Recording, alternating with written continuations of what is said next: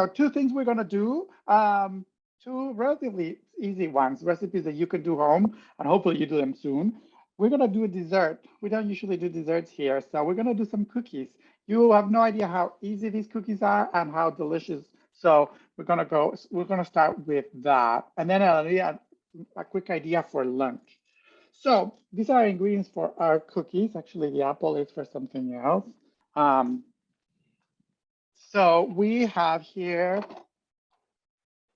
that is a sweet potato. The sweet potato here, I steamed it, but you can bake it and make it really soft. You see how it's really soft? So with a fork, it just completely, you can make a little mash out of it.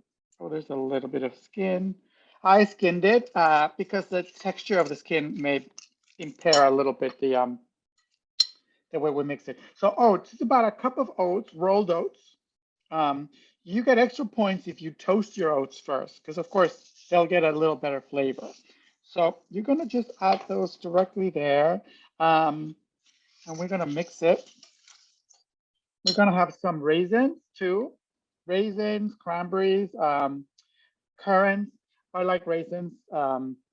Remember, cranberries have added sugar to them, so you can use these. And then you can season it with whatever you want. I have a little bit of cinnamon. I'm just gonna sprinkle. If you have pumpkin spice, you can do that too. And a little bit of vanilla extract. Just a little bit, like half a teaspoon, maybe. If you have almond extract, that is great. I love it. Oh, and sometimes I put a little, like a couple of spoons of applesauce, which this one is already has cinnamon. It's unsweetened applesauce, but so a couple of teaspoons. Then you're gonna mix it. Actually, it's probably better with a spoon, like a wooden spoon. And this is where you play a little bit of the consistency to add a little bit more oats or not. And the best way to do it is with your hands. So I think I'm gonna add a little bit more. Mix. Just like that, really well. Oh, I can smell. Oh, one more thing, if you wanna add them, chia seeds. Remember, these are really good in healthy omega fats, omega-3 fats. So I have just a couple of sprinkles of them. You have them, use them. Flax seeds you can do, but chia seeds are really good too. The flax seeds, sometimes they have to be, if you're having flax seeds, they have to be kind of like broken or in a blender or something. Because if you eat them whole, your body doesn't process them. But chia seeds, you can eat them like that. So you see that really thick consistency? That's kind of what I'm looking for. And then get your hands and you get a, I have a non-stick mat in a little, I use my, like a little oven. I'm not using the whole oven, which you can. And then just grab with your hands. They're definitely gonna be, to make like a little small, this size of cookies. And you're gonna preheat your oven at 350. So you can, they're really forgiving, these ones. So you can do whatever you want with them. You can add more, you can add some nuts, for example, walnuts would be good, or a little bit of pecans. So you make them in little like patties like this. It's not a lot. And these ones stay great in the refrigerator. We're not gonna cook them for a long time. We're talking at 300, about 15 minutes aside. You will see them and you can adjust them. Just like, you can even change a little bit there. So you don't need to put any oil in it, there's no added fats to the cookies, and in goes to the oven. I said 300 for 15 minutes on one side, then you're gonna get your spatula, you'll flip them for another 15, and then you're gonna see like this kind, there's ones I did. So I want to show them. They hold really well actually, and they're definitely chewy. They're great right at the oven, like warm, but they can cool down and then you can have it as a little snack too. So you can see that consistency there. They're naturally sweet, so definitely try to make them at home.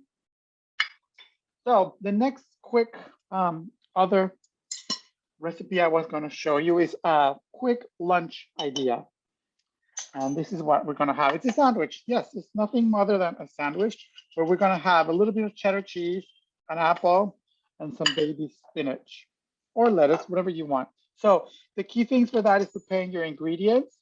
So I like dicing a little bit of the apple first, and of course, skin on. We're going to dice. I like this quick lunch because I put it in a bag and I take it with me out on the street or wherever I'm going. Make the apples right as thin as possible without getting down to the core. If you get to the core, flip it, take a little part. You can snack with these as you are making the sandwich. So that probably is plenty. Make 2 sandwiches and then give it to someone else, the other one. And then this is regular, I mean, it's a regular, but I like for these sandwiches a good, nice cheddar cheese.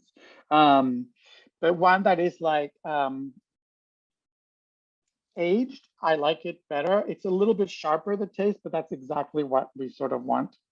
So you don't need a lot. You do a little bit of thin slices. This, maybe like this much. So you really don't need that much. And it's all your choice. If you want to put a little extra things in your, so here's, I toasted this bread. This is whole wheat bread that I toasted it, but it doesn't have to be toasted. And then my baby spinach, I'm just gonna arrange here. Oh, you have an option if you wanted to add a little bit of mustard into this. Sometimes I do it, sometimes I don't. But this actually, I mean, I like it with mustard. But some people may say like mustard with the apple and the cheese, but it's really good. Anyway, so one layer, then I'm gonna go and layer my sliced cheddar and then start adding my apple slices. This is very, very thin, but it's really good. The apple is going to have a nice crunch to these. And then the cheese is going to provide a lot of body for that. Then you could just top it again with a little bit more. You get your greens, but it's the easiest things for you to go and take wherever you go. Then you can just cover it. I always recommend for sandwiches, especially if you're taking them out, always do it with a serrated knife. It's better. And then cut it across. You see it in restaurants and stuff. They cut it like that. It just holds better the ingredients from inside. And this is it. Then you get your nice sandwich, put it in your bag, and then you're ready for lunch instead of buying some, prepared super salty or super processed item in whenever deli. This is what you get. And it's good to have in your bag for several hours. It's no problem. So hope you can enjoy that. For how do you toast the oats? Just grab your, grab a pan, a medium heat, add the oats directly in the pan, nothing added to it, and then just let it, first you let it warm up and then they'll start getting toasty. And then you flip them. You can do it also in the sheet pan where you put the cookies, right? Put the cookies, but before the cookies, spread it around and then put it in the oven. And then, but you have to keep an eye on it because they can burn quickly. So I prefer more toasting that with just a pan on the stove. Oh, another thing you can do is pumpkin, mashed pumpkin and mix of sweet potato and pumpkin, for example. You may need a little bit more oats if it's more watery, but basically you just do it. Instead, peanut butter it goes really great with the apple, and actually don't get freaked about the peanut butter and the spinach. It still will go well. I recommend it. But yeah, otherwise you can slice a thin, like an extra firm tofu too, and that would be nice too. That would be. It just doesn't have a little bit of the body that the cheese has, but it's still good. You could use hummus. We didn't think of that one. That's actually a really great one with the apple and the spinach. Oh, great! Yeah, you can definitely. Yeah, that's a great idea.